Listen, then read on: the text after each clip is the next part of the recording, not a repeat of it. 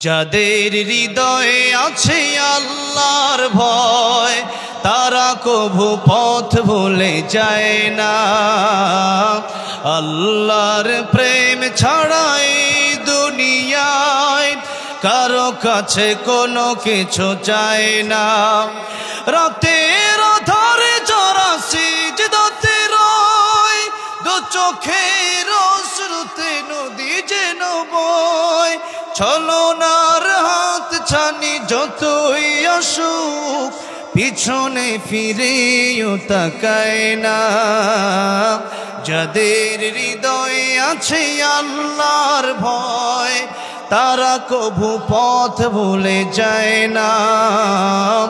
আল্লাহর প্রেম ছাড়া এই দুনিয়ায় কারো কাছে কোনো কিছু চায় না। ঠিক কিনা? এজন্য আল্লাহর ভয় যদি অন্তরে থাকে সেই বান্দা গুনাহ করতে পারে না, চুরি করতে পারে না, ডাকাতি করতে পারে না, মদ খেতে পারে না, জুয়া খেলতে পারে না, সুদ খেতে পারে না, ঘুষ খেতে পারে না। জোরে কোন ঠিক না বে ঠিক? আমিরুল মুমিনিন ওমর রাদিয়াল্লাহু আনহু মরুভূমি দিয়ে হেঁটে যাচ্ছেন। রাখালকে বললেন, ও রাখাল, অনেক পিপাসা লেগেছে আমার, একটু পানি কি আমার একটা ছাগল থেকে একটু দুধ দন করে কি আমার দেওয়া যায় না? রাখাল বলল, যুবক, আমি তো তোমারে চিনি না, কিন্তু ছাগলের দুধ আমি কেমনে দেব? মালিক তো আমি না, আমি তো কেবলমাত্র রাখাল। আমিরুল মুমিনিন ওমর রাদিয়াল্লাহু আনহু বললেন, রাখাল, দুধ আমারে না দিয়া একটা ছাগল আমার কাছে বিক্রি করে দাও, তোমার আমি কিছু টাকা দিয়ে দেব, ওই টাকা তুমি পেয়ে যাবে। মালিকের কাছে বলবে না, মালিক জানবে না। রাখাল বলল, মালিক না জানলে, মালিক যদি জিজ্ঞাসা করে একটা ছাগল কোথায় গেল আমি বলবো কি? ওমর রাদিয়াল্লাহু আনহু পরীক্ষা করার জন্য বললেন, রাখাল, তুমি বলবা এই ছাগলটা বাঘে খেয়ে ফেলেছে। ওমর রাদিয়াল্লাহু আনহু বললেন, এই ছাগলের ব্যাপারে সাধারণত ছাগল বাঘে খেয়ে ফেলে এরকম অসংখ্য ঘটনা ঘটে, তুমি তোমার মালিককে এই কথা বলে বুঝাই দেবা। রাখাল ডেকে বললেন, ও যুবক, এই ছাগল তোমার কাছে আমি এখন বিক্রি করে দিতে পারি, কিন্তু যেই মালিকের কাছে আমি জবাব দেব, সেই মালিকের কাছে জবাব দিই দুনিয়াতে হয়তো পার পেয়ে যেতে পারি, কিন্তু কিয়ামতের কঠিন ময়দানে এই মালিকের আরেকজন মালিক আছে। লিতুজজা কুল্লু নাফসিন বিমা তাসাব। কিয়ামতের কঠিন ময়দানে আল্লাহ রাব্বুল আলামিন একদিন সকল মানুষের বদলা দিয়ে দিবেন। যে ভালো করেছে তার আমল ডান হাতে দিবে, আর যে মন্দ করেছে তার আমল নামা বাম হাতে দিবে। সেই কিয়ামতের কঠিন ময়দানে আল্লাহ রাব্বুল আলামিনের কাছে আমি কি জবাব দেব? এই জন্য ছাগল তোমার কাছে আমি বিক্রি করতে পারবো না, কারণ দুনিয়ার মালিকের কাছে পার পেয়ে যেতে পারি, পরকালে এই মালিকের মালিক মহান আল্লাহ রাব্বুল আলামিনের কাছে আমি জবাব দিতে পারবো না।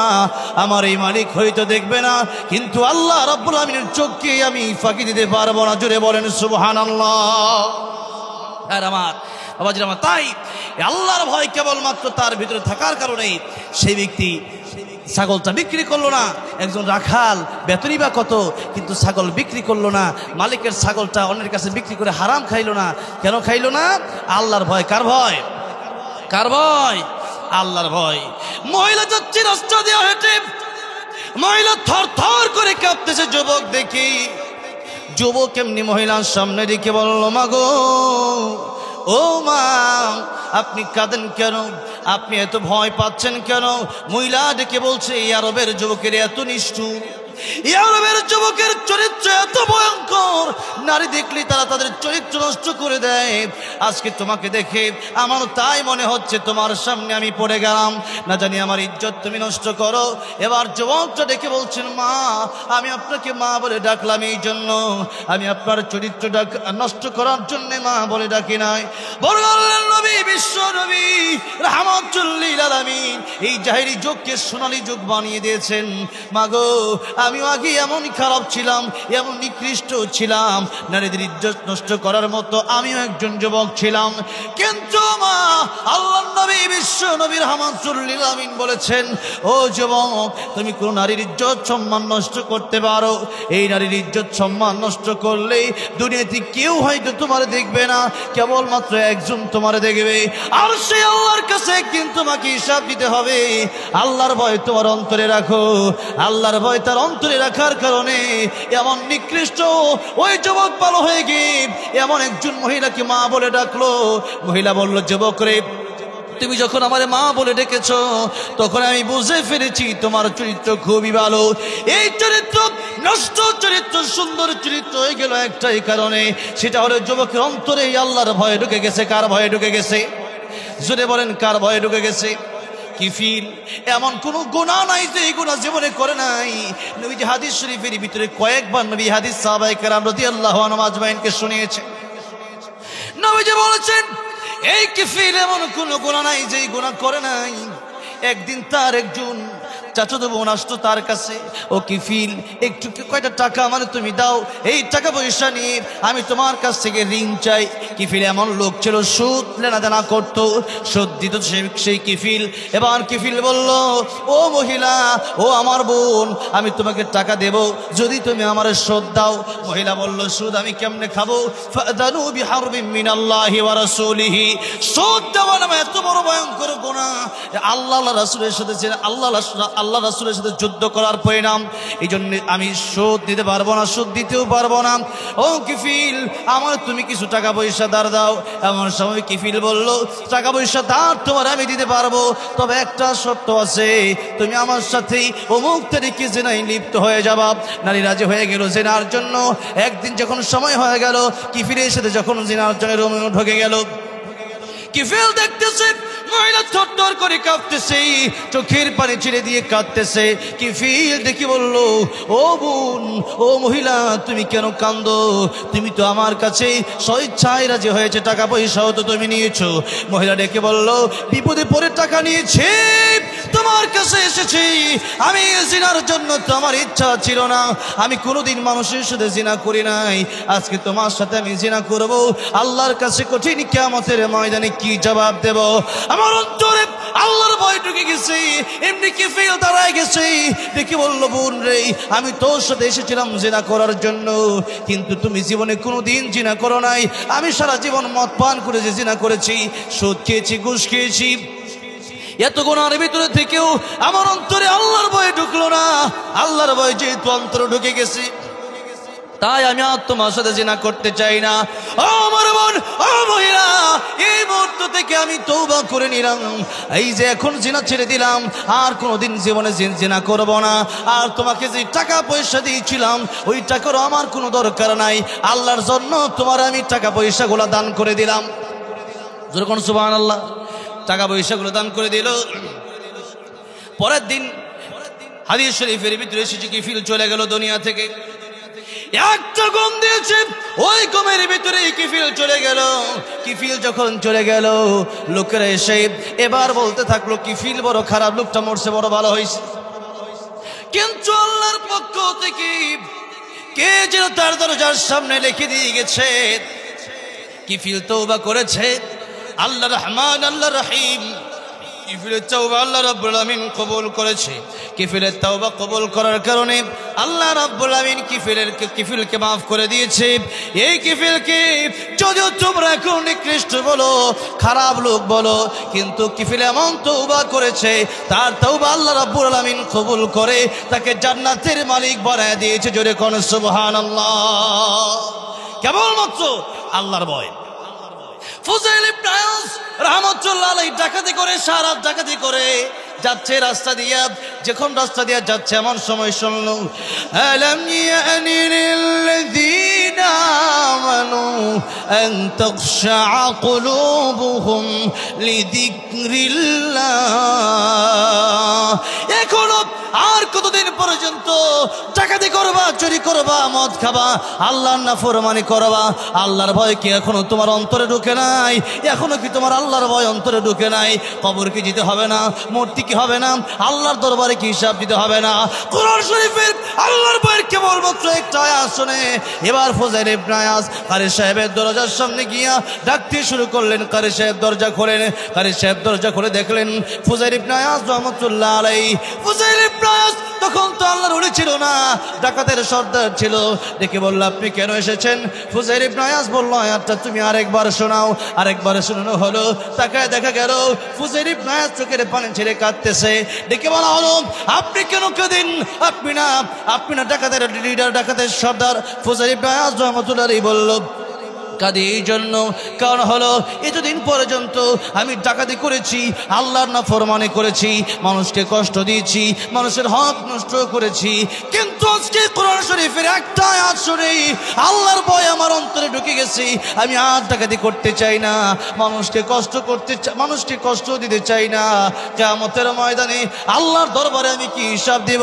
এখন এই মুহূর্তে আপনার হাতে হাত রেখে আমি এই মুহূর্তে তওবা করে নিলাম, আর জীবনে কোনোদিন আমি ডাকাতি করব না। এমন আল্লাহর ওলি হয়ে গেছে ফুজাইল ইবনে ইয়াজ রাহমাতুল্লাহ আলাইহি। আল্লাহ রাব্বুল আমিন তার এই ভীতি দেখে তারে বিশ্ববিখ্যাত আল্লাহর ওলি বানায় দিছে। আমার কথা অনেক সংক্ষিপ্ত, একটা জিনিস বোঝানোর জন্য এতক্ষণ কথা বললাম, সেই বিষয়টা হলো আল্লাহর ভয়। কার ভয়? কার ভয়? আল্লাহর ভয়। আল্লাহ বললেন তোমরা রোজা রাখবা, কেবলমাত্র আমি আল্লাহ তোমাদেরকে রোজা দিলাম এই জন্য, লাআল্লাকুম তাত্তাকুন, যাতে করে আমি আমার ভয় তোমাদের অন্তরে থাকে। রোজার মাধ্যমেই মানুষ তাকওয়াবান হয়। তাকওয়া যার অন্তরে থাকে সে ব্যক্তি গুনাহ করতে পারে না। সে ব্যক্তি সুদ খাইতে চাইলে মনে করবে যে দুনিয়ার কোনো মানুষ আমার দেখে না, আমার দেখে একজন জুড়ে বলেন তিনি কে? ঘুষ খাইতে গেলে দেখবে যে দুনিয়ার কেউ হয়তো আমার দেখে না, টেবিলে তুলে দিয়ে দিতে পারি, কিন্তু আমার দেখে একজন জুড়ে বলেন তিনি কে? মানুষ কালো আর দলা দিয়া, লম্বার খাটো দিয়া, কালো এরপরে দুনিয়ার গরিব দিয়া আল্লাহর কাছে দামি হওয়া যায় না। বেলাল রাদিয়াল্লাহু আনহু কালো না দলা? জোরে কালো না দলা? কালো, কিন্তু বেলাল রাদিয়াল্লাহু আনহুর দাম কম না বেশি? জোরে কোন কম না বেশি? কালো, কিন্তু তার অন্তরটা বড় ভালো। জোরে কোন ঠিক না ঠিক? কালো কিন্তু তার অন্তরটা বড় ভালো, যার কারণে আল্লাহর নবী বিশ্ব নবী রাহমাতুল লিল আলামিন জান্নাতের ভিতরে যখন গেলেন, জান্নাতের ভিতরে তাকে জান্নাতের ভিতরে নবীজি কার হাঁটার পায়ের আওয়াজ যেন শুনতে পারতেছেন। নবী বললেন জিবরাইল আমি আসলাম জান্নাতে, আমার আসার আগে কে যেন কার হাঁটার আওয়াজ শোনা যায়। জিবরাইল বললেন ইয়া রাসূলুল্লাহ, ইয়া হাবিবাল্লাহ, হযরত বেলাল রাদিয়াল্লাহু আনহু দুনিয়াতে হাঁটে আর তার হাঁটার আওয়াজ এসে আল্লাহর তরি জান্নাতে পৌঁছে যায়। বেলালের দাম এত বেশি। লুকমান হাকিম, যার নামে আল্লাহ রাব্বুল আলামিন কোরআন শরীফে একটা সূরা নাযিল করছে, লুকমান হাকিম কালো না দলা? কালো। ধনী না গরিব? গরিব। আমার ভাইরা, আমার এত কালো, কিন্তু আল্লাহ রাব্বুল আলামিন লুকমান হাকিম, লুকমান আলাইহিস সালামের নামে কোরআন শরীফে 21 নম্বর পারা 10 নম্বর পৃষ্ঠায় একটা সূরা নাযিল করেছেন। আর এই সূরাতে আল্লাহ রাব্বুল আলামিন তার কথাকে কপি পেস্ট করেছেন। তার মানে ওই যে কথাগুলো ওনার সন্তানকে বলেছে, ওই কথাগুলো আল্লাহ রাব্বুল আলামিন কোরআন শরীফে কোট করে দিয়েছেন। আল্লাহ রাব্বুল আলামিন কারো কাছ থেকে কথা নেওয়ার প্রয়োজন আছে নাকি? কারো কাছ থেকে কথা নেওয়ার প্রয়োজন নাই। এরপরেও লুকমান হাকিমকে আল্লাহ এত পছন্দ হলো, লুকমান হাকিমের আমল আল্লাহর কাছে এত ভালো লাগলো, লুকমান হাকিমের কথা আল্লাহর কাছে এত ভালো লাগলো, যেই কথার কারণে আল্লাহ রাব্বুল আলামিন সূরা লুকমান আল্লাহ রাব্বুল আলামিন নাযিল করলেন। লুকমান আলাইহিস সালামের নামে আল্লাহ বলতেছেন ওয়া ইয ক্বালা লুকমানু লিবনিহি وهو يعظه يا بني لا تشرك بالله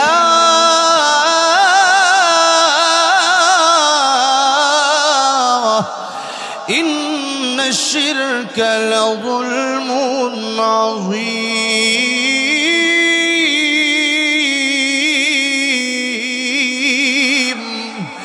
লুকমান হাকিমের নামে আল্লাহ বলছেন, লুকমানের কথা আল্লাহ ডেকে বলছেন, লুকমান আমার লুকমান বলছে তার সন্তানকে, ও সন্তান তুমি শিরিক করবা না, কারণ এই দুনিয়াতে যত গুনাহ আছে সবচেয়ে বড় গুনার নাম হলো শিরিক করা, মাজার পূজা করা, মূর্তির সামনে মাথা নত করা। কারণ এই যে সুন্দর কপাল, এই চেহারাটা কেবলমাত্র আল্লাহ রাব্বুল আলামিন নিজের কুদরতি হাত দিয়ে বানাইছে। জোরে করে আল্লাহু আকবার। এই দুনিয়ায় আকাশ আল্লাহ বলেছে কোন ফায়াকুন হয়ে গেছে, আর এই মানুষের সুন্দর চেহারাটা আল্লাহর কুদরতি হাত দিয়ে আল্লাহ বানাইছে এই কদম, আল্লাহর কুদরতি কদমে সিজদা দেওয়ার জন্য। তাই আমরা যখন নামাজে সূরা ফাতিহা পড়ি, সূরা ফাতিহার ভিতরে আল্লাহ শিখিয়ে দিয়েছেন ইয়াকা না'বুদু ওয়া ইয়াকা নাস্তাঈন।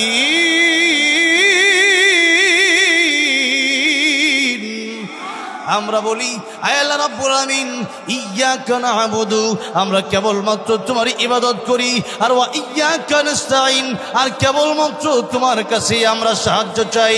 এই মানুষটা যখন খাজা বাবার দরবারে যায়, এরপরে বিভিন্ন ল্যাংটা বাবার দরবারে যায়, বিভিন্ন বাবার দরবারে গিয়ে তার পায়ে যখন পড়ে থাকে, আল্লাহ কয় বান্দারে কাইফা তাকফুরুনা বিল্লাহ, ও বান্দা কি হইলো ফরমানি করো, আমি আল্লাহ তোরে বানাইলাম, ওয়া কুনতুম আমওয়াতান ফাহিয়াকুম, আমি আল্লাহ রাব্বুল আলামিন তুই মৃত ছিলি, তোরে আমি আল্লাহ জীবন দিলাম।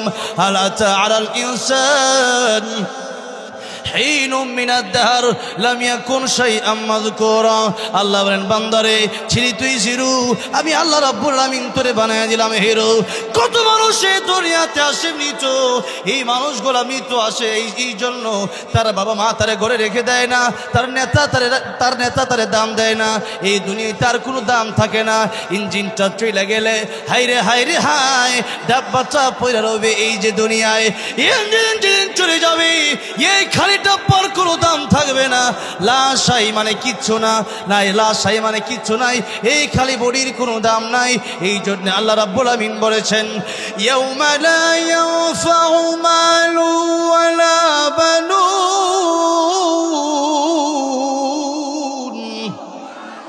ইল্লা মান আতাল্লাহ বিকলবিন সালিম।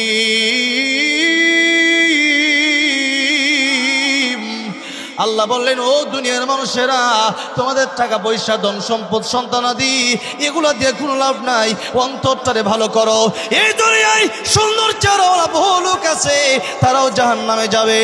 এই জন্য আবু লাহাব মানে লাহাবের পিতা, আবু লাহাব, লাহাবুন মানে অগ্নিশিখা, তাকে আবু লাহাব কি জন্য বলা হতো?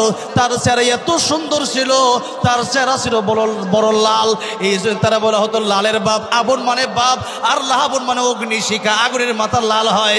এই জন্য আবু লাহাবের ব্যাপারে তাফসীরের কিতাবে মুফাসসিরিনে কেরামগণ লিখেছেন লাল মানে অনেক সুন্দরী ছিল, অনেক সুন্দর ছিল। এই জন্য আবু লাহাব যদিও সুন্দর ছিল, কিন্তু আবু লাহাব যখন আল্লাহর নবী বিশ্ব নবী রাহমাতুল লিল আলামিন যখন বলল ইয়া আইয়ুহান নাস কুলু লা ইলাহা ইল্লাল্লাহ তুফলিহুন, দুনিয়ার মানুষেরা বলো লা ইলাহা ইল্লাল্লাহ কামিয়াবি হয়ে যাবা, তখন আবু লাহাব বলল তাব্বাল্লাকা লিহাদা জামাতানা ইয়া মুহাম্মদ, তুমি কি আমাদের কি ইজ্জত রেখেছো ও মুহাম্মদ বাতিজা, তুমি ধ্বংস হয়ে যাও। আল্লাহ রাব্বুল আলামিন বলেন তাব্বাত ইয়াদা আবি লাহাবি ওয়া তাব্বা মা আগনা আনহু মালুহু ওয়া মা কাসাব। আল্লাহ বলেন ধ্বংস তো আমার নবী হবে না, ধ্বংস হয়ে যাবে আবু লাহাব, তার স্ত্রী উম্মে জামিল, আর তার সন্তানাদি উতবা উতাইবা, আর তার সম্পদ এগুলাই ধ্বংস হয়ে যাবে, আমার নবী ধ্বংস হবে না। আবু লাহাবের চেহারা বড় সুন্দর ছিল, কিন্তু আবু লাহাব গেল জাহান্নামে। আর বেলালের চেহারা বড় কালো, কিন্তু তার ভিতরে তাকওয়া থাকার কারণে, আল্লাহর ভয় থাকার কারণে, কোরআন তার ভিতরে থাকার কারণে তার দাম আল্লাহর কাছে বড় বেশি। লোকমান হাকিম কালো, রাখাল বড় গরিব, এরপর লোকমান হাকিমের দাম বড় বেশি। কালো কিন্তু তার অন্তর ছিল বড় ভালো, কিন্তু আমাদের চেহারা বড় সুন্দর, কিন্তু আমাদের ভিতরটা অনেক কালো। যেরকম ঠিক না বেটি? কিন্তু আসলে চেহারা ভালো করা দরকার না, অন্তরটা ভালো করা দরকার। যেরকম অন্তরটা ভালো করে দরকার। এই জন্য অন্তর যদি ভালো করতে পারেন, আল্লাহর ভয় যদি অন্তরের ভিতরে ঢুকে দিতে পারেন, এই দুনিয়াতেও লাভবান, পরকালেও লাভবান হয়ে যাবেন। আর এই দুনিয়াতে সুন্দর চেহারা দিলেই যে কোনো লাভ নাই। নবী বলতেছেন আত্তাকওয়া হাহুনা, আত্তাকওয়া হাহুনা, আত্তাকওয়া হাহুনা, তিনবার নবী এই কথা বলে বুঝালেন। ও আমার সাহাবীরা, আমার উম্মতেরা, এই তাকওয়া চেহারা দিয়ে দেখানো যায় না, এই তাকওয়া উপর দিয়া বড় ফিটফাট হয়ে থাকলে দেখানো যায় না। তাকওয়া হলো অন্তরের ব্যাপার। অন্তর যদি কারো নষ্ট হয়ে যায়, চেহারা বড় সুন্দর হলেও জাহান্নামে জ্বলতে হবে। আর অন্তর যদি সুন্দর হয়ে যায়, তাহলে সেই ব্যক্তি জান্নাতে যাবে। তাই আল্লাহ রাব্বুল আমিন সূরা হুজুরাতে স্পষ্ট করে বলে দিলেন, আমার কাছে সেই ব্যক্তির দাম বেশি। ধনী দিয়া গরিব দিয়া আমার কাছে দামি হওয়া যায় না, লম্বা দিয়া খাটো দিয়া আমি আল্লাহর কাছে দামি হওয়া যায় না, মোটা দিয়া চিকুন দিয়া আমি আল্লাহর কাছে দামি হওয়া যায় না। কার বংশ বেশি ভালো আর কার বংশ কত নিম্নমানের, এই দিয়া আমি আল্লাহর কাছে দামি হওয়া যায় না। আমি আল্লাহর কাছে যদি দামি হতে হয়, আল্লাহ বলতেছেন ইন্না আকরামাকুম ইনদাল্লাহি আতকাকুম, আমি আল্লাহর কাছে যদি দামি হতে চাই, দাও, অন্তর ভালো বানাও। যার অন্তর ভালো হয়ে যাবে আমি আল্লাহ রাব্বুল আমিন তারে ভালোবাসবো, আর আমি আল্লাহ যারে ভালোবাসবো ওই ব্যক্তিকে আমি আল্লাহ বিনা হিসেবে জান্নাত দিয়ে দেব। ভাইরা আমার, বাবা, এই জন্য রমজান, এই রমজানের ব্যাপারে আল্লাহ রমজান দিলাম এই জন্য, রমজানের জন্য মানুষ মুত্তাকি হতে পারে, লাআল্লাকুম তাত্তাকুন, তাকওয়াবান হতে পারে। এই একটা মাত্র শিক্ষা যদি বাড়ি দিতে পারেন তাহলে আর কিচ্ছু দরকার নাই। জীবনে গুনাহমুক্ত জীবন যদি কায়েম করতে পারেন, বাস্তবায়ন করতে পারেন, আর কোনো ওয়াজের দরকার নাই। এই জন্য আল্লাহর ভয় যেখানেই যাবেন মনে করতে হবে সাগরের তলে গেলেও সাগরের উপরে যে আল্লাহ দেখে, সাগরের নিচেও সে আল্লাহ, ঘরের বাইরে যে আল্লাহ দেখে ঘরের ভিতরে সে আল্লাহ দেখে, পাহাড়ের উপরে যে আল্লাহ দেখে পাহাড়ের তলেও সে আল্লাহ দেখে। এই জন্য এই চিন্তা যদি কারো অন্তরে থাকে ওই ব্যক্তি গুনাহ করতে পারে না, কারণ সে ব্যক্তি চিন্তা করবে যে এই দুনিয়ায় হয়তো আমি বেঁচে যেতে পারি, কিন্তু আল্লাহ বলেছেন লিতুজজা কুল্লু নাফসিন বিমা তাসআ, কিয়ামতের ময়দানে মানুষকে আমি আল্লাহ বদলা দিয়ে দেব। ইন্নাল আবরার লাফি নাঈম ওয়া ইন্নাল ফুজ্জার লাফি জাহিম। কিয়ামতের ময়দানে নবী বলেছেন আর দুনিয়া মাজরাতুল আখিরা, এই দুনিয়া তোমাদের কর্মক্ষেত, এটা হলো কাজের জায়গা। এখানে যদি ঠিকমতো কাজ করো তাহলে পরকালে ফল পাবা, আর কাজ না করলে জাহান্নামে যাবা। এই জন্য এই দুনিয়াতে নবী বলছে এটা তোমাদের কাজের জায়গা, এটা ভোগবিলাসের জায়গা না। এখানে কাজ করতে হবে। নামাজের সময় এসে নামাজ পড়ো, রোজার সময় এসে রোজা রাখো, হজের সময় এসে হজ করো, যাকাতের সময় যাকাত দাও, জিকিরের সময় জিকির করো, গীবত বন্ধ করো, মিথ্যা কথা বন্ধ করো, আল্লাহর প্রেমে পাগল হও। মাল্লাহুল মাওলা ফালাহুল কুল, আল্লাহর প্রেমে পাগল হও, দুনিয়া আপনার পিছে করবে। আল্লাহু আকবার। ভাইরা আমার, বাবাজিরা আমার, সেই রমজানের প্রস্তুতি নেওয়ার জন্য রাসূল কারীম সাল্লাল্লাহু আলাইহি ওয়াসাল্লাম রমজানের প্রস্তুতি নেওয়ার জন্য রজবের যখন চাঁদ উঠে যেত তখনই নবীজি পড়তেন কোন দোয়া? সবাই পড়েন আল্লাহুম্মা বারিক লানা ফি রজব ওয়া শাবান ওয়া বাল্লিগনা রমাদান। আল্লাহ রাব্বুল আলামিন রজবে আর শাবানে আপনি আমাদেরকে বরকত দিয়া দেন, এত বরকত দান করেন যাতে করে রমজানে বেশি কাজ না করা লাগে। এই রজবে আর শাবানে যেন দুনিয়ার কাজ বেশি বেশি, দুনিয়া আর আখিরাতের কাজ তো করতেই হবে যাতে করে ইনকামটা ভালো হয়। দুনিয়ার ইনকামের ব্যাপারও আছে, টাকা পয়সা না থাকলে রমজানেও কাজ করতে হবে, ঠিক না? খাইতে তো হবে। এখন এই একটা নিজাম তো দুনিয়ার আছে। এই জন্য নবীজি বলেছেন রজবে আর শাবানে আয় আল্লাহ আপনি আমাদের কি বরকত দান করেন, আর ওই যে রমজান পর্যন্ত আপনি আমাদের হায়াত বাড়ায় দেন। নবীজি তাহলে বোঝা গেল রজব থেকেই প্রস্তুতি নিতেন। এবার শাবান মাস যেহেতু আজকে শুরু হয়েছে, শাবানের কিছু আলোচনা দরকার আছে না নাই? আছে না নাই? তাই আজকে এতদিন এক মাস করছি রজবের ওয়াজ, আজকে কোনো শাবানের ওয়াজ আপনারা শুনবেন আর 10-15 মিনিট শেষ করে এরপরে আমার পর্ব তো অনেক, হুজুরের কালেকশন বাদ দিয়েছে, কালেকশনের দায়িত্ব আমার দিছে, এরপরে আরো গজলের দায়িত্ব দিছে, আরো দায়িত্ব অনেকটি আছে, কথাটা বুঝছেন? আর এমন চিল্লায় তো ওয়াজ করি না আমি, আছে কিনা চিল্লাইবার মতো দেখেন। হ্যাঁ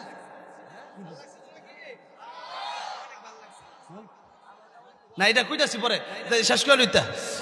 এখন মনে করেন না, এখন কথা হচ্ছে রাত যত গভীর হইতেছে, যদিও আমাদের একটু কষ্ট হইতেছে, কিন্তু আল্লাহ রাব্বুল আলামিন যত রাত যত গভীর হয় তো আল্লাহ রাব্বুল আলামিন আকাশ থেকে একবার আরশ আজিম থেকে প্রথম আকাশে চলে আইসা নবী বলেন, তখন ডাকতে থাকে আলামিন মুস্তাগফিরিন ফাগফিরলা, আলামিন মুস্তারজিকিন ফারজুকাহু, আলামিন মুবতালান ফাউআফিয়াহু, আলা কাদা আলা কাদা হাত্তা ইয়াতলু আল ফাজর। ও বান্দা, তোমার টাকা পয়সা দরকার, আমি আল্লাহর কমি, তোমার খাওয়ানোর দরকার, আমি আল্লাহর কাছে আমি আল্লাহ দিমু, জোরে কোন সুবহানাল্লাহ। তোমার অভাব অনটন আমি আল্লাহর কাছে আমি অভাব দূর করে দিমু। তোমার গুনাহ আছে, তুমি তওবা করো, আমি আল্লাহ মাফ করে দেওয়ার জন্য রেডি আছি, জোরে কোন সুবহানাল্লাহ। কিন্তু এই রাতের বেলা আমরা ঘুমাই। আজকে যেহেতু সুযোগ পাইছি, অনেকের মা নাই, অনেকের বাবা নাই, একটু মোনাজাত করে যেতে রাজি আছেন না সবাই? লিল্লাহি তাকবীর, লিল্লাহি তাকবীর, আল কোরআনের আলো, লিল্লাহি তাকবীর। আমার ভাইরা, আমার বাবাজিরা, এবার আসুন, এতক্ষণ পর্যন্ত রমজান নিয়ে কিছু বললাম, কারণ রমজান হচ্ছে সমাগত, রমজান খুব কাছাকাছি। রমজানের প্রস্তুতি নেওয়ার জন্যই রাসূল কারীম সাল্লাল্লাহু আলাইহি ওয়াসাল্লাম রজবে সেই দোয়া পড়তেন।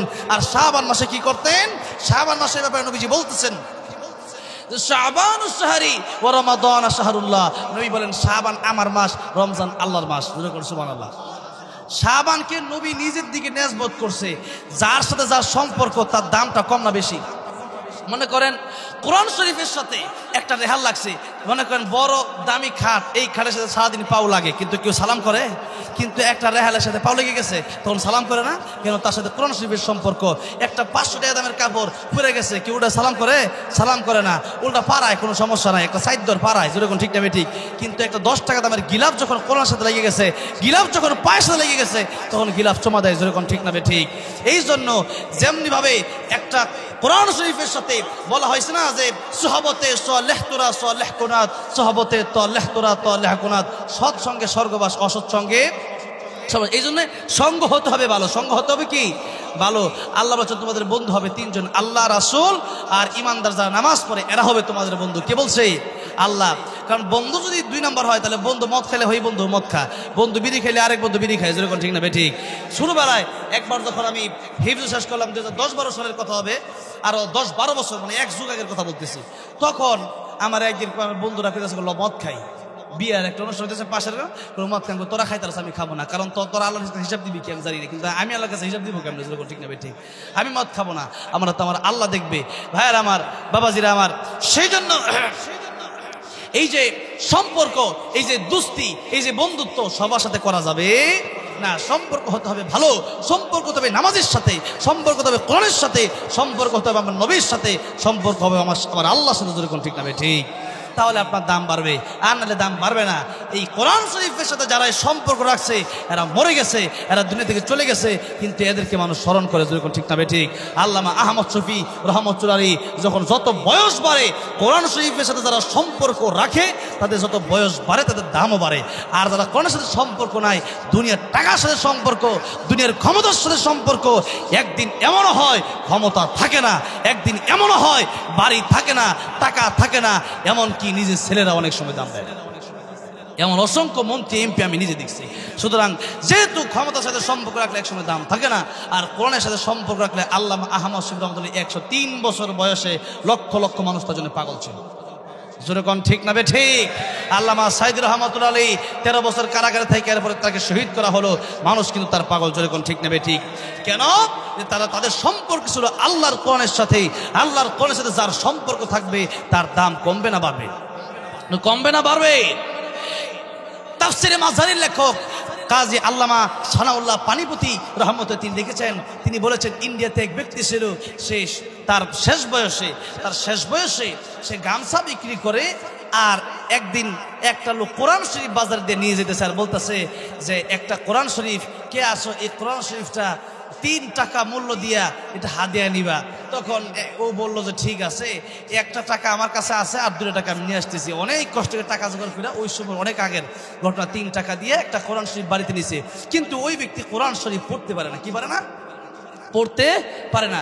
কিন্তু ওই ব্যক্তি পড়তে না পারলে কি হবে? কোরআনের প্রতি তার ভালোবাসার অন্তরে ছিল, যার কারণে প্রতিদিন ব্যবসা করে সে আল্লাহর কোরআন শরীফ খোলে, ওযু করে পবিত্র হয়ে আল্লাহর কোরআন শরীফ যখন খোলে, লাইনে লাইনে আঙ্গুল ঘোরায় আর বলে, এ আল্লাহ কা কালাম হ্যায়, এ মাওলা কা বাত হ্যায়। এটা আল্লাহর কালাম, এটা আল্লাহর কোরআন, এটা আমি বিশ্বাস করি, কিন্তু আমি তো কোরআন শরীফ পড়তে পারি না। এই কথা বলে আর চোখের পানি ছেড়ে ছেড়ে কাঁদে। কারণ ইন্ডিয়া এমন একটা দেশ, যেই দেশে এমন এলাকাও আমি দেখে আসছি, যেখানে মাহফিল করতেছি তার সামনে দেখি মূর্তি, এর সামনে দেখি মূর্তি। কেন অবস্থা লেখা না? হিন্দুরা মিল, মুসলমান আছে কমিটিতে, আমাদের কমিটির হিন্দু আছে, আমি কোন কি আছে এমনি হিন্দুরা সবাই তো খারাপ না, এমনি মুসলমান কিন্তু আমাদের সাথে ভালো অবস্থান হলো। যার কারণে আমি মাঝে মধ্যে বলি, ভারতের সাথে আমাদের কোনো দুশ্মনী নেই, কিন্তু কথা হচ্ছে ওই যে নরেন্দ্র মোদী সহ আর কিছু যদি আছে, ইসলামের সাথে এবং দেশকে নিয়ে যারা আমার কোরআন নিয়ে সিনেমিনে খেলতে চায়, তাদের সাথে আমাদের কোনো সম্পর্ক নাই। এরা আমাদের জাতীয় দুশ্মন, যেরকম ঠিক না ঠিক। ইন্ডিয়ার মাটির সাথে আমাদের কোনো দুশ্মনী থাকবে কেন? কারণ ইন্ডিয়াতে অনেক মুসলমান আছে, ইন্ডিয়াতে অনেক হিন্দু আছে, কিন্তু কথা হচ্ছে যে তোমরা যদি ঠিক থাকো, যেরকম অনেক দেশ আছে, নেপাল আছে, ভুটান আছে, আরো বিভিন্ন দেশ আছে, তা তো আমাদের শত্রুতামি করেন, আমাদের কোনো ঝামেলা নাই। কিন্তু তোমরা ইন্ডিয়া পাশাপাশি দেশ হইয়া আমাদের ঝামেলা করবা, আমরাও কিন্তু ছেড়ে দেওয়ার মানুষ না। আমাদের হয়তো কামান তরবারি রকেট কম থাকতে, কিন্তু আমাদের ইমানের বলটা কিন্তু অনেক বেশি।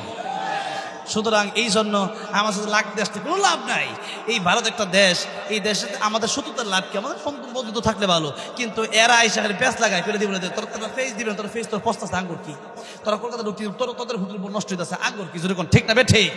আঙ্গুর বাংলাদেশে আল্লাহ রহমত কম দেয় নাই, আঙ্গুর দেশ আমরা ঠিক মতো চাষ করলে আঙ্গুর খাওয়ানোর অভাব হইতো না, যেরকম ঠিক না বেঠে? সুতরাং এরা আমাদের সাথে সম্পর্ক নষ্ট করতে চায়, এদের এত কষ্ট আমাদের নাই, আর তোদের সম্পর্ক নষ্ট কি করতে পারে? আমাদের সম্পর্ক তো আল্লাহর সাথে। এই পৃথিবীতে আমি হিম্মত নিয়ে এই কথাটা বলতে পারি, আমার মনে হয় না বাংলাদেশের মতো ইসলাম প্রিয়ার কোনো দেশে আছে। ওই দুবাই কাতার আমি গেছি, গিয়ে দেখছি এরকম মানে মিডল ইস্টে কি হবে এখন, এমন দুবাইয়ের এমন কিছু জায়গাও আছে যেটা আমেরিকার চেয়ে খারাপ হয়ে গেছে। কথাটা বোঝেন নাই? এখন মনে করেন যে আমি আমার দেখানো যে বিভিন্ন রাষ্ট্রতে আমি ঘুরছি, তো ঘুরার পরে যা দেখলাম যে এই বাংলাদেশে মানুষ যতটা ইসলাম মানে অন্য দেশে মানে, আলহামদুলিল্লাহ ইসলাম এই দেশে মানুষ মানে, আলেম প্রিয় কোরআন প্রিয় মানুষ এই দেশেই বেশি। আমার ভাইরা, আমার বাবাজিরা, সুতরাং আমরা আল্লাহর কোরআনকে ভালোবাসি, আমরা আল্লাহকে ভালোবাসি, রাসূলকে ভালোবাসি। যদিও অনেক সময় নামাজ ছুটটা যায়, যদিও অনেক সময় দেখা যায় পুরোপুরি করতে পারি না, কিন্তু হৃদয়ে কিন্তু আল্লাহ নবীর ভালোবাসা যেরকম ঠিকটা আছে না নাই? আছে। এই জন্য আমার সাথে লাগতে আসে কোনো লাভ নাই, আমাদের ভিতরে কিন্তু আল্লাহ রাসূলের ভালোবাসা আছে। ওই লোকটা এই কথা প্রতিরাতে বলে, ये আল্লাহ কা কালাম হ্যায়, ये মাওলা কা বাত হ্যায়। প্রতিদিন এই কথা যখন বলে, এই কথা বলতে বলতে বলতে বলতে একদিন লোকটার মরণ হয়ে যায়। কিন্তু লোকটার যখন মরণ হয়ে যায়, অনেক হিন্দু মানুষ সেখানে এরকম আলেম কম, খুব আলেম কম, যার কারণে বাংলাদেশের একজন আলেম পাইলে ইন্ডিয়ার লোকেরা অনেক খুশি হয়। ইন্ডিয়া এখনো আলেম, যদিও দেওবন্দে আছে, কিন্তু এমনি সাধারণ পড়া ইন্ডিয়াতে আমাদের বাংলাদেশের তুলনায় আলেম অনেক কম, কারণ হিন্দু সংখ্যা বেশি, আর আলেম হইলেও হক্কানি আলেম অনেক কম। দেখা গেছে শিরক বেদাত অনেক বেশি, আমি ইন্ডিয়াকে যা দেখলাম। এই জন্য আমার ভাইরা, আমার বাবাজিরা, তখন ওই ইন্ডিয়াতে আলেম খুব কম ছিল, আলেম কম ছিল। এই জন্য তার লাশটা এক জায়গায় রাখা হলো, যে এই রাস্তা দিয়া যদি আমরা সারাদিনে কোনো দাড়িওয়ালা টুপিওয়ালা লোক পাই, তাহলে তারে বলবো এই জানাজা যেন পড়ায়। তখন এই মানে লোকটা লাশ রাইখা দিছে, যখন রাইখা দিছে এক লোক গোড়া দিয়ে যাচ্ছে, তার পরনে আছে নবীর সুন্নতি পোশাক, এরপরে মুখে আছে দাড়ি, যেরকম মারহাবা। যখন দেখলো এই অবস্থা, তখন বললো, ভাই সাহেব আপনি একটা কাজ করেন, আমার এই ভাইটা মারা গেছে, গরিব মানুষ, এর জানাজা একটু পড়ানো দরকার। তখন উনি বলতেছে, আমার সময় নাই, আমি তো একজন সরকারি কর্মকর্তা, সরকারি কাজ করে যে দাড়ি কাটা লাগবে সেটা এরকম, ওনার মুখে দাঁড়িয়ে আছে। তাহলে এবার বললো, আপনি কোন ডিপার্টমেন্টে কাজ করেন? বলো, আমি পুলিশের ডিপার্টমেন্টে কাজ করি। ওই সময় পুলিশ বলতেছে যে আমি তো সরকারি কর্মকর্তা, এখন আমার তো আসলে অনেক কাজ, ঢুকতে দেরি হইলে আবার ঝামেলা, আমার ডিউটির টাইম কাছাকাছি। বললো, আপনি একটু এখানে একটু কষ্ট করে জানাজাটা পড়ায় যান, যতক্ষণ লাগে জানাজাটা পড়ায়া এরপরে আপনি যান। যদি আপনার চাকরি চলে যায়, আমরা এলাকাবাসী সবাই ওখানে যাব, গিয়ে আপনার জন্য সুপারিশ করব, আপনি একটু আমাদের এই লোকের জানাজাটা পড়ায় যান, আমাদের জানাজা পড়ার লোক নাই। তখন উনি বললো, ঠিক আছে, এত করে যদি তুমি বলতেছো তাহলে জানাজা পড়ায় যায়। যখন জানাজা পড়াইছে, এবার জানাজা পড়ানোর পরে চলে যাবে, উনি বলছে, হুজুর আপনি যে একটা উপকার করছেন বড় উপকারী হয়েছে, কিন্তু আরেকটা উপকার আমাদেরকে করলে খুব খুশি হইতাম, আমরা এলাকাবাসী আপনার জন্য দোয়া করতাম। ওইটা হইলো আপনি একটু কবর, একটু দাফন কেমনে করে, কেমনে লাশ শোয়াইতে হয় এটাও জানি না, একটু কবরের লাশটা শোয়া যান, একটু দাফনটা কইরা যান। উনি বললো, ঠিক আছে তাহলে কইরেই যাই, সময় তো এমনিও গেছে, আর একটু যাক। এবার দাফনটা কইরা যখন উনি যাচ্ছে, চলে গেছেন, যখনই ডিউটি করতে মেন গেট দিয়ে ঢুকবে, এমনি গেট দিয়ে ঢোকার সময় আরেকজন সিকিউরিটি আছে, যে তার কার্ড দেখানো লাগবে, যে তার সরকারি যে কর্মকর্তা কার্ড দেখানো লাগে। এখন আপনার কার্ড কোথায়? কার্ডের থেকে পকেট থেকে কার্ড বের করবে, তখন পকেট থেকে কার্ড বের করার সময় দেখে যে কার্ড আর পকেটও নাই।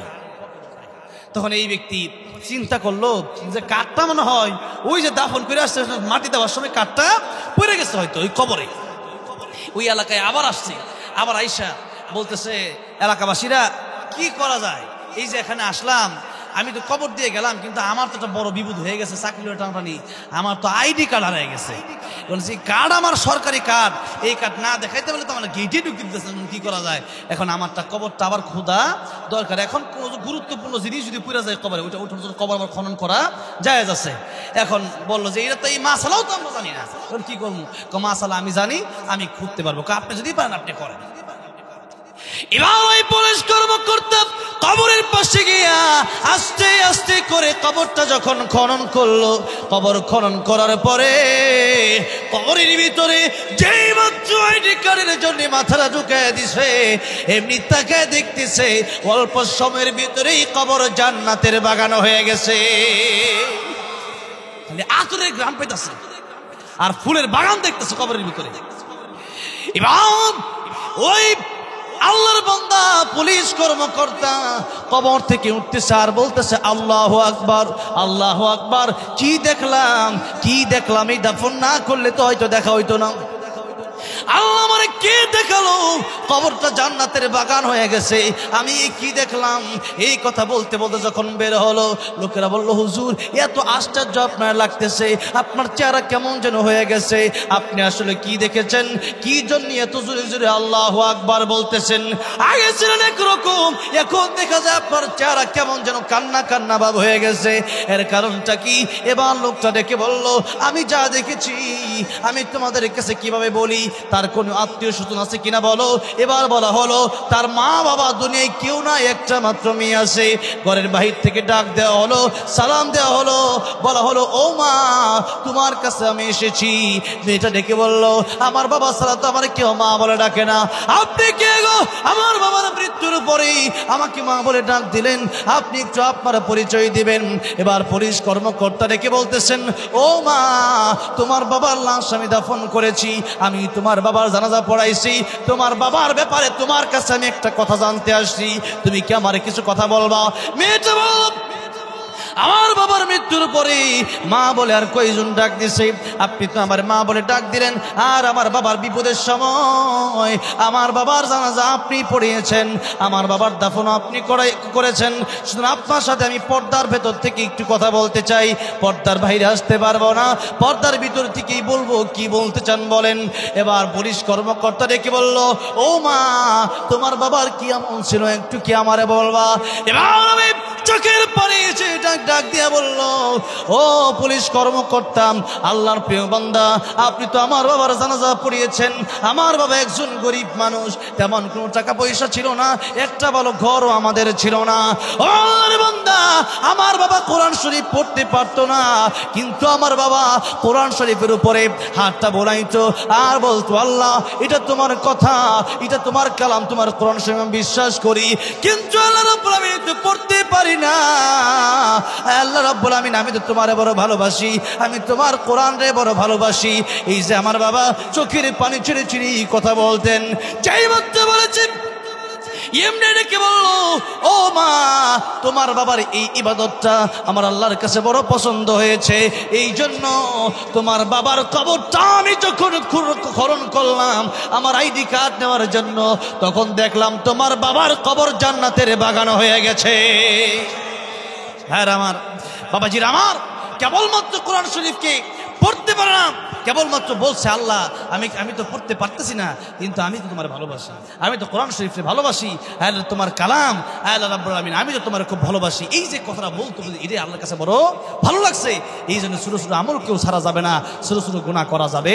কে জানে কোন গুনার কারণে জাহান্নামে যেতে হয়, আর কে জানে কোন নেক আমলের কারণে আল্লাহ কোন উসিলা থেকে জান্নাত দিয়ে দেয়। নেক জান্নাতের জন্য অসংখ্য আমলের দরকার নাই, একটা আমল যথেষ্ট, যদি সেটা আল্লাহর কাছে কবুল হয়ে যায়, ঠিক না বেঠিক? এই জন্য কোরআন শরীফের সাথে সম্পর্ক আমাদের রাখতে হবে। রাখতে রাজি আছে না নাই আমার ভাইরা, আমার বাবাজিরা? কোরআন শরীফের যার সম্পর্ক তার দামি আল্লাহ বাড়ায় দেয়। ঠিক তেমনিভাবে এই কথাটা এতক্ষণ বললাম এই জন্য যে সম্পর্ক আমার রাখতে হবে ভালো মানুষের সাথে, নামাজের সাথে, নবীর সাথে, কোরআনের সাথে, ইসলামের সাথে, ঈমানের সাথে আমাদের সম্পর্ক রাখা লাগবে, অন্যথায় জীবন ধ্বংস হয়ে যাবে। এই জন্য বলে সৎসঙ্গে স্বর্গবাস, অসৎসঙ্গে সর্বনাশ। এই জন্য ভাইয়ার আমার, বাবাজিরা আমার, তাই বলছিলাম নবী বলতেছেন শাবান ও শাহরি, শাবানটা হইল আমার মাস, তার মানে শাবানের সাথে নবীর সম্পর্ক আছে না নাই? নবীজি আব্দুল কাদের জিলানী রাহমাতুল্লাহ আলাইহি বললেন, নবী এই কথা কেন বললেন, এই হাদিস কেন বললেন? শাবান ও শাহরি ও রমাদান শাহরুল্লাহর কারণ হচ্ছে যে 11 মাস মাখলুকের ভিতরে সবচেয়ে দাম, যেমন আমার নবীর মাসের ভিতরেও রমজান বাদে 11টা মাসের ভিতরে সবচেয়ে বেশি দাম হলো। উনি বলছেন যে যেহেতু নবী বলেছেন আমার দিকে ইঙ্গিত করে, তাহলে এই শাবান মাসের দাম। আর আল্লাহর মাস যেহেতু রমজান, 12 মাসের ভিতরে আল্লাহর যেমন কোনো মাখলুকের যেমন আল্লাহর সাথে তুলনা হয় না, তেমনিভাবে রমজান মাসের অন্য 11 মাসের সাথে রমজান মাসের কোনো তুলনা হয় না। এই জন্য রমজান মাস হলো আল্লাহর মাস নবী বললেন। সুতরাং শাবান মাসে নবী কি করতেন একটু আমরা জানি। শাবান মাসে আম্মাজান আয়েশা সিদ্দিকা রাদিয়াল্লাহু আনহা বলছেন নবীজি বেশি বেশি রোজা রাখতেন। নবীজি কি রাখতেন? রোজা রাখতেন। এই রোজা কেন রাখতেন এবার একটু আসুন আমরা সামনের দিকে যাই। কারণ আলোচনা করছিলাম সূরা আসর থেকে তাফসীর করব, কিন্তু আলোচনা যে করবো তাড়াতাড়ি শেষ করবো চাইতেছেন, আজকে আলোচনা বাড়িতেছে বেশি, কথাটা বুঝছেন? এই জন্য রাত 1টা বেজে গেছে আর অল্প সময়, এরপরে বিদায় নেব, দোয়া হবে, মোনাজাত হবে, গজল হবে, আরেকটা পর্ব আমার বাকি আছে আর কি। যে কথাটা আপনারা চাইছিলেন ওই আগের হুজুরের কাছে, আমি কইছি হুজুর থাক কষ্ট না, আমি করবো না।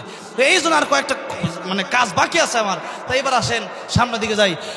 উসামা ইবনে যায়েদ রাদিয়াল্লাহু আনহু নবীর ছোট সাহাবী, একবারে ছোট বালক। তো নবীকে একদিন জিজ্ঞেস করলেন, নবী খুব আদর করতো তারে।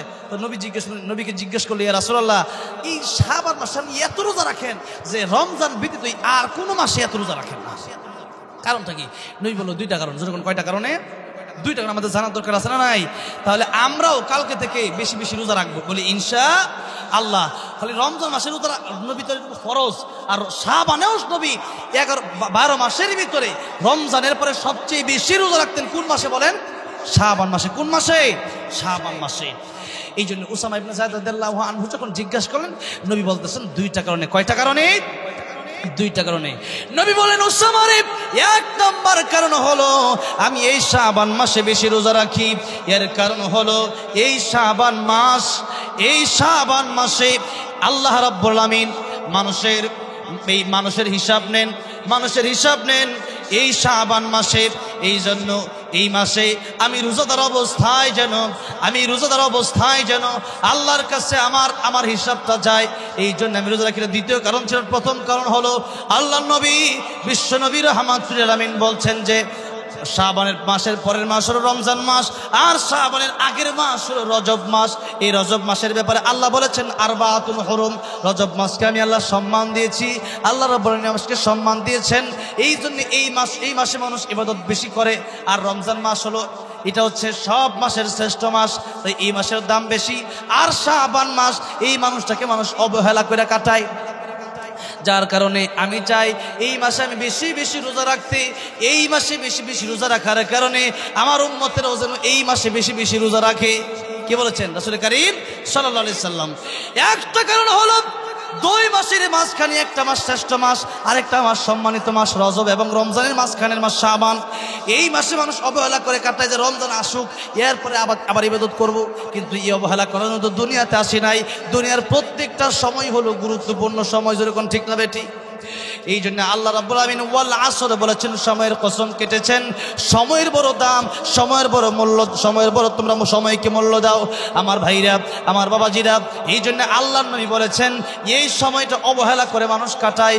এই জন্য এই মাসের গুরুত্ব দিকে আমি এই মাসেও বেশি বেশি রোজা রাখি, যাতে করে এই মানুষেরা যেন এই মাসে বেশি বেশি রোজা রাখে। আর 2য় কারণ হলো বাৎসরিক যে হিসাব, মানুষের ভালো কাজের হিসাব আর মন্দ কাজের রিপোর্ট, এগুলা বাৎসরিক যে হিসাবটা আল্লাহর কাছে পৌঁছানো হয়, এটা এই শাবান মাসেই পৌঁছানো হয়। কোন মাসে পৌঁছানো হয়? শাবান মাসে। নবীজি বলতেছেন শাবান মাসে আল্লাহর কাছে হিসাব পৌঁছানো হয়। আরেক হাদিসে আছে নবী সপ্তাহে 2 রোজা রাখতেন, সোমবারে আর বৃহস্পতিবারে। এটা হলো সাপ্তাহিক রিপোর্ট দেওয়া হইতো। আর এই যে শাবান মাসে মানুষের এই রিপোর্ট আল্লাহর কাছে দেওয়া হয়, এই রিপোর্টটা দেওয়া হয় বাৎসরিক রিপোর্ট। পুরো বছরে সে কি করছে, গত শাবান থেকে নিয়ে এই শাবান পর্যন্ত কি করছে, এই রিপোর্টটা আল্লাহ রাব্বুল আমিনের কাছে দেওয়া হয়। নবী বলেন এই মাসে যেন তোমরা ভালো থাকো, কারণ ভালো অবস্থায় যেন আল্লাহর কাছে রিপোর্ট যায়। আমি মালিকের চাকরি করি, এখন একদিন আমি খুব অবহেলা করে কাটাইতেছি, বইয়ে রয়েছি, আড্ডা দিচ্ছি, মালিক এসে দেখলো রাগ করবে না? রাগ করবে। আর একদিন আমি কাজ খুব ভালো করে করতেছি, মালিক এসে দেখলো, মালিক বলবে তোমার বেতন বাড়ায় দিলাম। তোর ঠিক নেবে? ঠিক। কেন? যে তুমি ভালো করে কাজ করতেছো। ঠিক তেমনি ভাবে এই বাৎসরিক রিপোর্ট যেহেতু শাবান মাসে পৌঁছানো হয়, আমি নবী চাই এই মাসে যেন আমল বেশি বেশি মানুষ করে। তাহলে এই মাসে বেশি বেশি নামাজ, দান, সদকা, এরপরে রোজা রাখার দরকার আছে না নাই? আম্মা জান আয়েশা সিদ্দিকা রাদিয়াল্লাহু আনহা বলেন নবীজি এই মাসের বেশিরভাগ দিনই রোজা রাখতেন। আবার আয়েশা রাদিয়াল্লাহু আনহা বলছেন নবীজি এই মাসে রোজা রাখতেন, অল্প কয়েকদিন বাদে বেশিরভাগ দিনই রোজা রাখতেন। এই মাসে এত বেশি রোজা রাখতেন যে 11 মাসের ভিতরে রমজান বাদে এত রোজা আর কোনোদিন কোনো মাসে রাসূলুল্লাহ সাল্লাল্লাহু আলাইহি সাল্লাম রাখে নাই। আরেকটা হাদিস আছে যে আফদালুস সিয়াম বা'দা রমাদান শাহরুল্লাহ, যে রমজানের পরে সবচেয়ে উত্তম রোজা হলো মুহররম মাসে। তবে মুহররমের পরেই এই শাবানের রোজার গুরুত্ব আসছে এবং রাসূল করিম সাল্লাল্লাহু আলাইহি সাল্লাম রমজানের পরে সবচেয়ে বেশি রোজা রাখতেন এই শাবানে। তাহলে আমরাও, আর উলামায়ে কেরামরা বলেছেন এটার মূলত হাকিকত আল্লাহই ভালো জানে, তারপরেও অভিজ্ঞ মুফাসসিরিন কেরামগণ, উলামায়ে কেরামগণ, বুজুর্গানে দ্বীনরা বলেছেন যে রাসূল করিম সাল্লাল্লাহু আলাইহি ওয়াসাল্লাম এই জন্য রোজা রাখতেন কারণ এটা একটা রিহার্সাল প্র্যাকটিস, যে রমজান মাসে হুট করে রোজা রাখতে গেলে প্রথম দিন কষ্ট হয়ে যায়, যেরকম ঠিক তবে ঠিক। এই জন্য শাবানে মনে করেন একদিন পরে পরে অথবা 3 দিন পরে পরে একটা, আমরা তো মনে করেন উম্মত, আমরা গুনাহগার, আমাদের তো নবীর মতো শক্তি নাই, নবীর উম্মত যেহেতু আমরা তো অনেক গুনাহ করি, আল্লাহ তো ওবার সুযোগ দিচ্ছে। তবে কথা হচ্ছে নবী তো বেশি রাখছে, আমরা যখন ফ্রি মানে ফাঁকা টাইম পাইলাম, মনে করেন কমপক্ষে সপ্তাহে একটা করে, মাসে 4টা, অথবা সোমবার শুক্রবার করে সপ্তাহে 2টা, অথবা আয়ামে বীজের রোজা যেটা রাসূল রাখতেন 13, 14, 15 মাসে 13, 14, 15 তারিখ, এই রোজাগুলো আমরা রাখতে পারি। এই রোজাগুলো রাখলে উলামায়ে কেরাম বলেছেন একটা লাভ আছে, যেমন মানুষকে জাদু করা হয়, সিহের করা হয়, যেমন কয়েকদিন আগে আমারে করা হয়েছিল জাদু, কথাটা বুঝছেন? তা আমারে জাদু করা হয়েছে, সেই কারণেই এখন মনে করেন যে জাদু থেকে অবস্থা 2 মাস তো খুব খারাপই ছিল, এরপরে এখন আমরা ওয়াজ মাহফিল করতেছি। এখন কথা হয়েছে যে মানুষ জানেও না, ঘরে ঘরে জাদুতে মানুষ আক্রান্ত। এটা আল্লাহ রাসূল সাল্লাল্লাহু আলাইহি ওয়াসাল্লামকে জাদু করা হয়েছিল। আর জাদু থেকে বাঁচার জন্য বিশেষ করে সূরা ইখলাস, সূরা ফালাক, সূরা নাস, এই 3 সূরা 3 বার করে মোট 9 বার পড়া হাতের মধ্যে ফু দিয়া ফজর নামাজের পরে একবার, আবার মাগরিবের নামাজের পরে একবার, এইভাবে মালিশ করে দেওয়া। তাহলে এটা হলো আল্লাহর দেওয়া ঔষধ, এটা আল্লাহর দেওয়া কি ঔষধ। তাহলে আপনাকে কেউ জাদু করতে পারবে না, এটা গ্যারান্টি। কিন্তু আপনি যদি নামাজি না পড়েন, আমল না করেন, জাদু করবে আপনারে। এই জন্য জাদু তোমার এটা মানে এটা এই যে এই জাদুটা যারা করে, কালো জাদু যারা করে, এই কালো জাদু বেশিরভাগ মানে জাদুকররাই করে হচ্ছে 13, 14, 15 3 দিন। আর এই 3 দিন যারা রোজা রাখবে, উলামায়ে কেরামরা বলেছেন তাদের ইনশাআল্লাহ তাদের জাদু দ্বারা কোনো কাজ হবে না, তাদেরকে জাদু কোনো আক্রান্ত করতে পারবে না। যেরকম সুবহানাল্লাহ। এই জন্য আরবি মাসে 13, 14, 15 রোজা রাখার চেষ্টা আমরা করবো বলে ইনশাআল্লাহ। তাহলে আমরা পাইলাম যে এই শাবান মাসে আমরা বেশি বেশি রোজা রাখবো।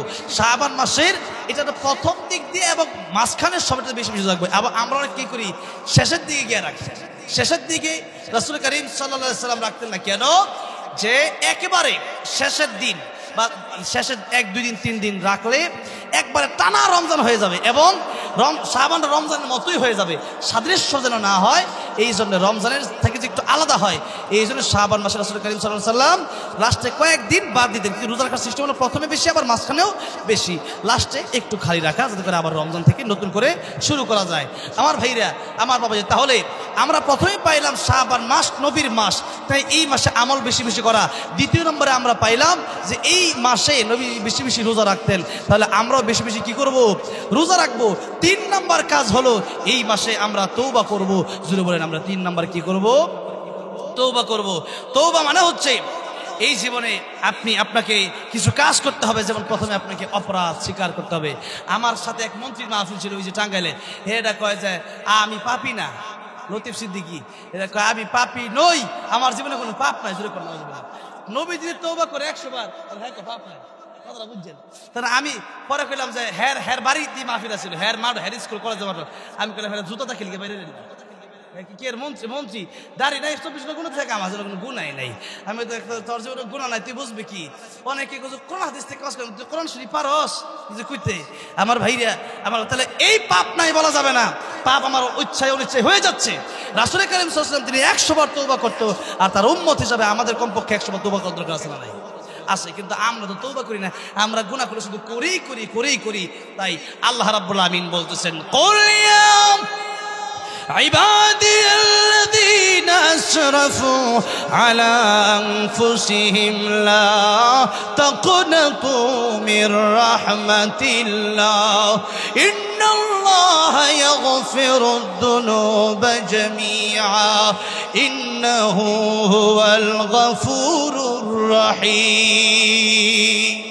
আল্লাহ বলতেছেন, ও নবী, আপনি আমার বান্দারা, তোমরা যারা গুনাহ করেছো তোমরা ফিরে আসো, তওবা করো, আমি আল্লাহ তোমাদেরকে ক্ষমা করে দেবো। সুবহানাল্লাহ। তা তওবা করতে হলে আমাদের অপরাধ স্বীকার করতে হবে। আল্লাহ আমরা অপরাধী, আল্লাহ ভুল করছি, কিন্তু আমার অপরাধ যত বেশি তোমার রহমান রহিম নামের পাওয়ার তার চেয়ে কোটি কোটি গুণ বেশি। ঠিক না বেশি?